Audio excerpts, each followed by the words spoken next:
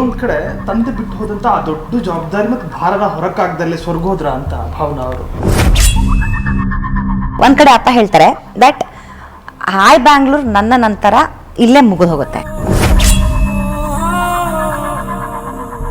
4 ಗೋಡೆನಲ್ಲಿ ಒಂದು 10 ಹಲವಾರು ಸತಿ ಹೇಳ್ಬಿಟ್ಟಿದ್ದಾರೆ, ಆ ಕಪ್ಪು ಚೇರ್ ಮೇಲೆ ಕೂತ್ಕೋ, ಹಾಯ್ ಬ್ಯಾಂಗ್ಳೂರ್ ನಡೆಸೋ ಜವಾಬ್ದಾರಿ ನಿಂದೆ ಅಂತ.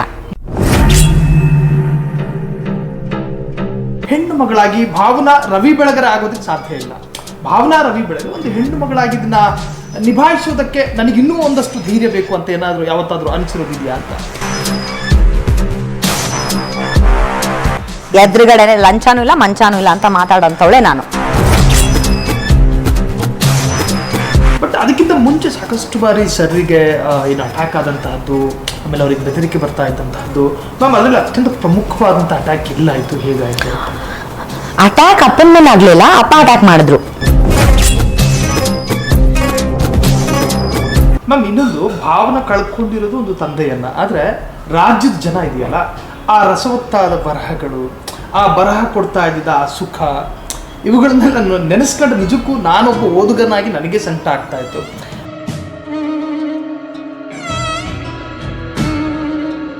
ವಾಟ್ ನೆಕ್ಸ್ಟ್ ಅನ್ನೋವಂಥದ್ದನ್ನ ಹೇಳ್ಕೊಡಕ್ಕೆ ಇವಾಗ ಅಪ್ಪ ಇಲ್ಲ, ನಾನೇ ನಿರ್ಧಾರ ಮಾಡಬೇಕು. ಯಾಕಂದ್ರೆ ನಾನು ಏನು ಬರ್ದು ಕೊಡ್ತಾ ಇದ್ನೋ ಅದನ್ನ ಅಪ್ಪ ಓದೋರು 2 ನಿಮಿಷ ಹಿಂಗೆ ನೋಡಿದ್ರೆ ತೆಗೆದು ಡಸ್ಟ್ಬಿನ್ ಹಾಕಿ ಇನ್ನೊಂದು 1 more ಅನ್ನೋರು.